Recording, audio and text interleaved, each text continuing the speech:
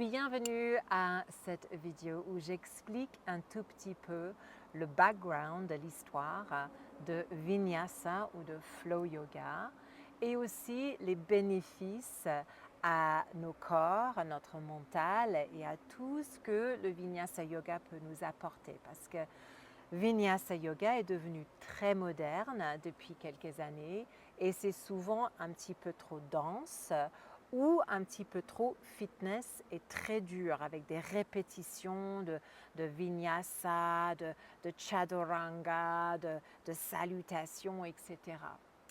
L'origine de Vinyasa Yoga vient essentiellement de Sri Krishnamacharya, qui était un maître de yoga il y a quelque temps en Inde, qui a formé 3 maîtres principalement. Sri Krishnamacharya a formé B.K.S. Iyengar, donc le Iyengar Yoga, Pattabhi Jois, Ashtanga Yoga, et Desikachar, son fils, en Vini Yoga. Le Vini Yoga est devenu le Vinyasa Yoga. Et déjà là, dans le fait qu'il a formé 3 personnes dans ces techniques, veut dire qu'on a besoin de plusieurs styles de yoga par rapport à la personne, par rapport aux besoins physiques, par rapport aux besoins énergétiques. Sri Krishnamacharya a même donné différentes pratiques à faire à ses différents enfants, filles et garçons, et à sa femme.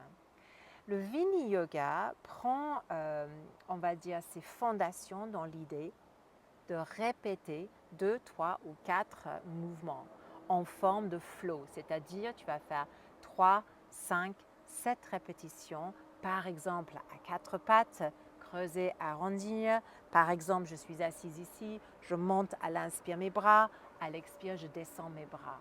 Et Vinyasa veut dire je harmonise le souffle avec le mouvement. Donc, quand tu as une série de postures, et ça peut être des postures très simples, et tu intègres l'idée que le souffle est le guide, l'inspiration et l'expiration sont les guides, tu es en train en fait de créer une concentration incroyable pour le mental, pour que le singe ne saute pas à droite et à gauche, et aussi beaucoup plus de conscience, de awareness, on dit en anglais, de conscience du corps, de ce que le corps est en train de subir ou de faire ou d'ouvrir. Et le fait de répéter en fait ces mouvements avec le souffle en aide, vous aide en fait à rentrer dans la posture et ton maximum de posture fluidement et progressivement.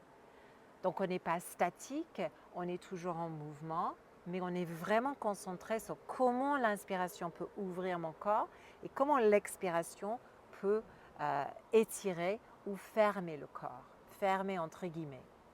Donc parce qu'on est en mouvement, on est aussi en train d'aider le système lymphatique à drainer plus facilement. Posture statique, ok, certes, on a bougé notre corps, mais après, on reste immobile. C'est toujours mieux d'avoir un peu de flow pour aider l'énergie qui stagne à bouger et à drainer. Et le fait d'être concentré sur le souffle et le mouvement aide avec notre système nerveux parasympathique parce que le mental n'est pas en train de sauter à droite et à gauche. Le cerveau et le mental est beaucoup plus focalisé et concentré et du coup, le système nerveux peut s'apaiser un peu. Je rajoute le petit, si on fait une série de postures qui est assez facile aussi à faire, on rentre vraiment dans une sorte de méditation en mouvement. Donc le flow, le vinyasa ou le vini yoga sont là vraiment pour nous aider, nous accompagner, pour ouvrir le corps davantage et vraiment utiliser la respiration et la concentration pour notre bien. Bienvenue du coup à cette petite série de cette séance de flow.